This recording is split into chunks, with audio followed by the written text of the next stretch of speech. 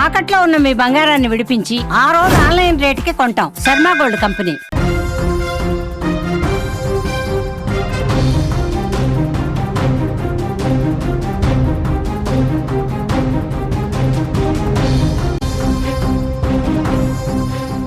ఖమ్మం జిల్లాలో తీవ్ర విషాదం.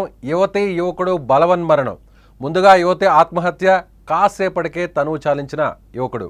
ఇద్దరిది పక్కపక్క ఇళ్లే, ప్రేమ వ్యవహారమే కారణమనే అనుమానం. కామేపల్లి మండలం పండితాపురంలో విషాద ఛాయలు.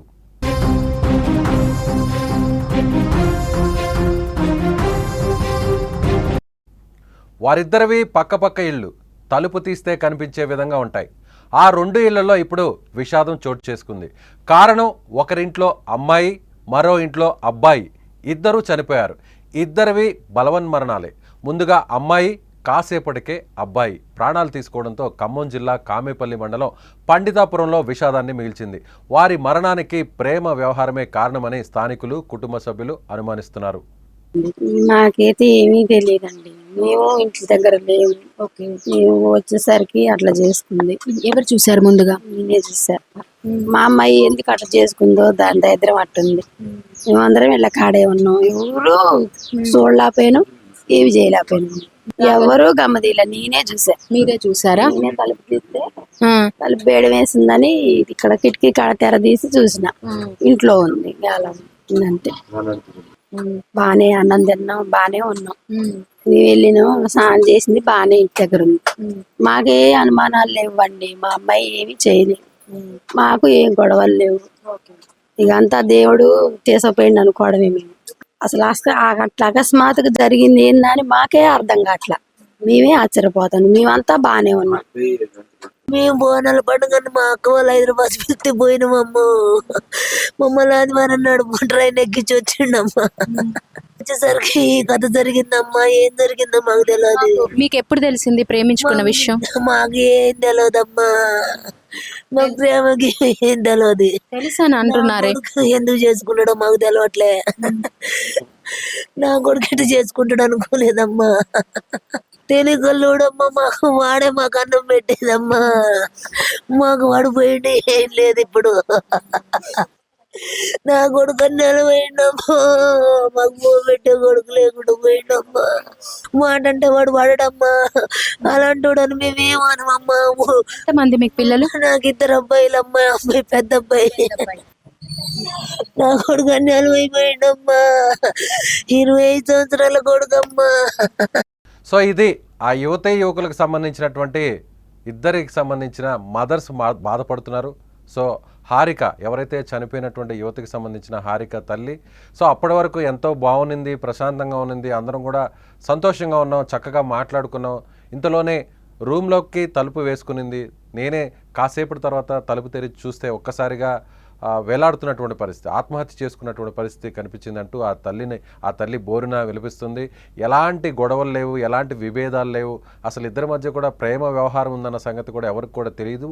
మా పాప, మా అమ్మాయి అలాంటిది కాదని హారికకు సంబంధించినటువంటి తల్లి వాపోతుంది. మరోవైపు ఎవరైతే చనిపోయినటువంటి వ్యక్తి ఉన్నారో, చనిపోయిన ఆ యువకుడికి సంబంధించినటువంటి తల్లి కూడా అదే మాట చెబుతుంది.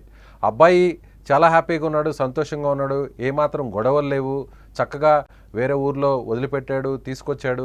సో ఆ వెంటనే ఇలా ఎందుకు జరిగిందనేది అర్థం కావట్లేదు. సో ఇలాంటి లవ్ అఫైర్ ఉందనేది కూడా మాకు తెలియదు, అలాంటి వ్యక్తి కూడా కాదు అంటూ కూడా అబ్బాయికి సంబంధించినటువంటి తల్లి బాధపడుతుంది. సో ఇప్పుడు ఒకసారి డీటెయిల్స్ ఒకసారి పరిశీలిస్తే, ఇరుగు పొరుగు ఇళ్లలో నివసిస్తున్న బండి హారిక, గాడిపల్లి శ్రీకాంత్లు గత కొంతకాలంగా ప్రేమలో ఉన్నారనేటువంటి అనుమానం కలుగుతోంది. శ్రీకాంత్ డిగ్రీ పూర్తి చేసి ఆటో ట్రాలీ డ్రైవర్గా పనిచేస్తున్నాడు.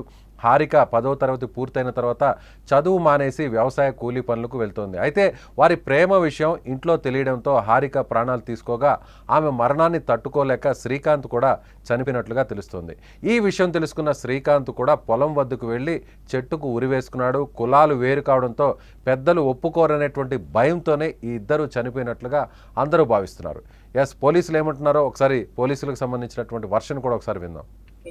బాడీలు షిఫ్ట్ చేసాం గవర్నమెంట్ హాస్పిటల్లో పిఎంఈ కోసం. పిఎంఈలో ఉన్నాయి, మర్చులు ఉన్నాయి. వాళ్ళిద్దరు అబ్బాయి తండ్రి పిటిషన్ ఇచ్చాడు. వాళ్ళిద్దరూ మాకు తెలియదు, ఎప్పటి నుంచో ప్రేమించుకుంటున్నట్టుంది.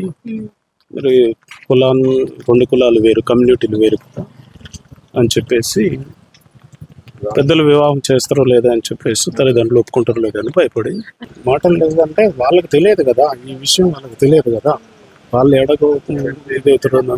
అబ్బాయి ఎక్కడ అంటే చనిపోయింది ఎవరు చూసారని చెప్పారు మీకు? వాళ్ళు అబ్బాయి తమ్ముడును వాళ్ళ మేనమామ ఎవరు ఉన్నారట, వాళ్ళు బయటికి వెళ్ళిపోయి ఎక్కడో చేసి దేవుడు ఆడుకుంటుంటే నాకు గ్రామస్తులు మా సార్కి ఎవరు చెప్పారో తెలియదు, మమ్మల్ని ఇమీడియట్లీ పండితపురం ఇక్కడ పోండి జరిగింది చూడండి అని అంటే చేసి వస్తే ఇద్దరి మరణంతో పండితాపురం కన్నీరు పెడుతోంది. అందుకొచ్చి చేతికి అంది వచ్చినటువంటి పిల్లలు ఇలా క్షణికావేశంతో చనిపోవడాన్ని ఆ తల్లిదండ్రులు జీర్ణించుకోలేకపోతున్నారు, బోరున విలపిస్తున్నారు. వారి రోదనను చూసి గ్రామస్తులు సైతం కన్నీరు పెడుతున్నారు. నిజంగా ఇద్దరి మధ్య ప్రేమ ఉంది అనేటువంటి విషయం ఎవరికి కూడా తెలియనటువంటి పరిస్థితి.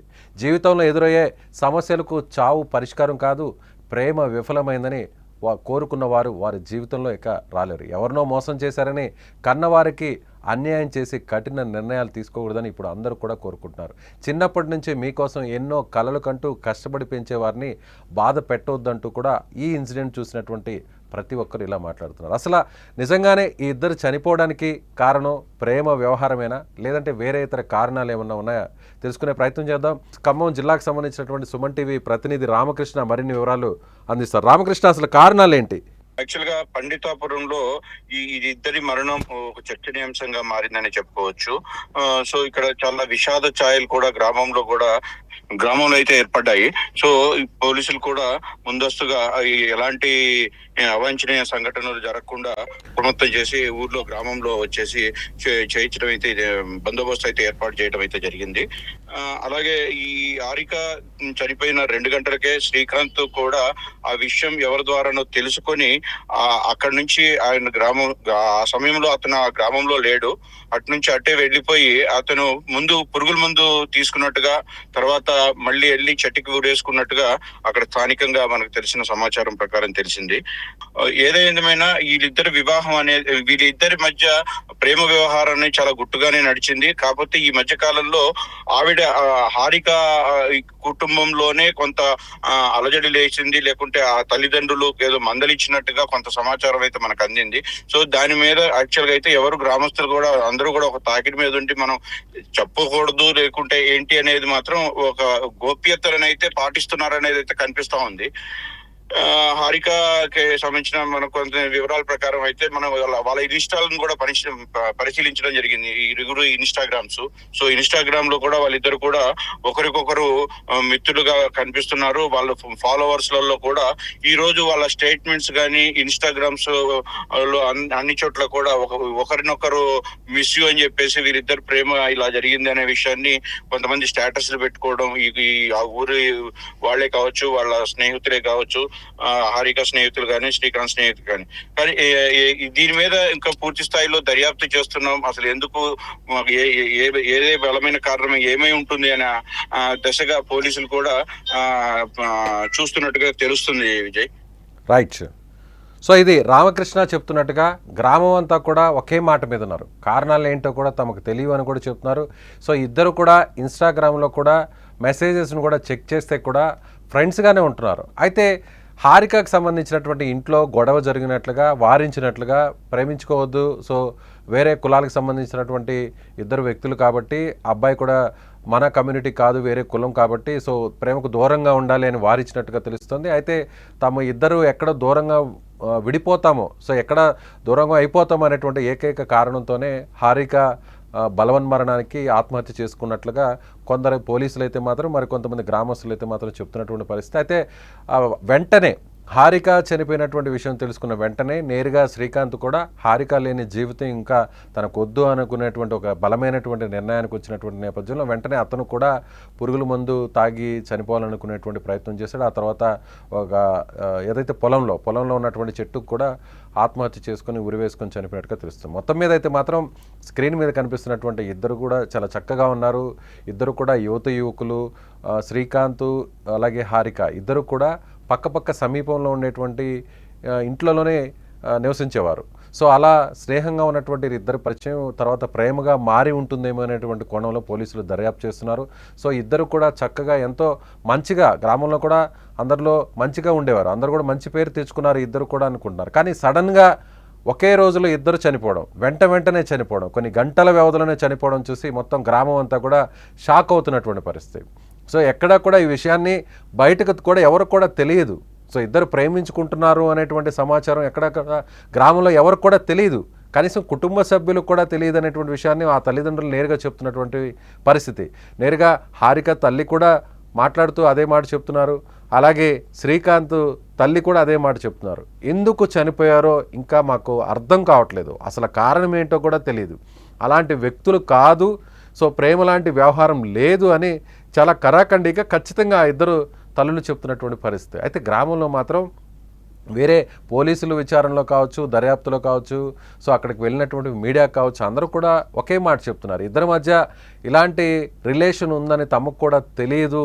సో ఇద్దరు కూడా పక్కపక్క ఇంట్లలో నివసించేవారు. సో శ్రీకాంత్ చదువుకుంటున్నాడు, అదేవిధంగా హారిక 10వ తరగతి వరకు చదువుకొని తర్వాత చదువు ఆపేసి ఇంటి అవసరాల నిమిత్తం అక్కడ పొలం పనులకు వెళుతుంది అనేటువంటి విషయాన్ని కూడా గ్రామస్తులు కూడా చెప్తున్నారు. అయితే ఇద్దరు వెంటనే చనిపోయారంటే అందులోనూ సమీప ఇళ్లలో నివసించేవారు కాబట్టి ఖచ్చితంగా ఇద్దరి మధ్య లవ్ అఫైర్ అనేటువంటి ఉంటుంది. సో ఇద్దరు కమ్యూనిటీస్ కూడా వేరు కాబట్టి, వేరే కులాలకు సంబంధించినటువంటి యువకులు కాబట్టి మొదట హారిక ఇంట్లో ఈ విషయం తెలిసి ఉంటుంది, అందుకు హారికను వారించుంటారు. సో ఇంట్లో ఉండేవారు అయినప్పటికీ కూడా సో విషయం తెలియకుండానే వెంటనే తల్లితో అప్పటి వరకు బాగుండి వెంటనే తలుపు వేసుకొని ఆమె సూసైడ్ చేసుకున్నట్లుగా తెలుస్తుంది. సో తల్లిదండ్రులు చెప్తున్నటువంటి మాట వింటే, ఆ గ్రామంలో చెప్తున్నటువంటి వారి మాటలు వింటుంటే అందరూ కూడా బోరున విలపిస్తున్నటువంటి పరిస్థితి. అప్పటి వరకు చక్కగా ఎంతో సంతోషంగా ఉన్నటువంటి ఈ యువకులు ఒకే రోజు కొన్ని గంటల వ్యవధిలో ఇలా ఆత్మహత్యలు చేసుకోవడం ఇప్పుడు గ్రామంలో తీవ్ర విషాదాన్ని నింపుతుంది. సో నిజంగా అందరూ కూడా చిన్న చిన్న ఆవేశాలకు సో పెంచి పెద్దవారిని చేసినటువంటి, చదివించి కన్నీ పెంచి పెద్దవారిని చేసినటువంటి తల్లిదండ్రుల గురించి కూడా ఆలోచించుకోవాలి. ఇలా ప్రేమ పేరుతో దూరంగా ఉంటాము అనేటువంటి ఒక చిన్న ఆవేశంతో మొత్తం జీవితాన్ని ఈ విధంగా కడతీర్చుకోవడం నిజంగా బాధాకరం. ఎవరైనా సరే బలవన్మరణానికి ఆత్మహత్య చేసుకునే ముందు ఒక్కసారిగా ఆలోచించండి. మిమ్మల్ని నమ్ముకున్నవారు, మిమ్మల్ని కనీ పెంచి పెద్ద చేసి మీ మీదే కొండంత ఆశలు పెట్టుకున్నటువంటి తల్లిదండ్రుల గురించి కూడా ఒక్కసారి ఆలోచించండి. సో ఈ ఇన్సిడెంట్ గురించి మీరేమనుకుంటున్నారో మీ అభిప్రాయాన్ని ఖచ్చితంగా కామెంట్ బాక్స్లో తెలియచేయండి. చూస్తూనే ఉండండి Suman TV digital live, Suman TV live.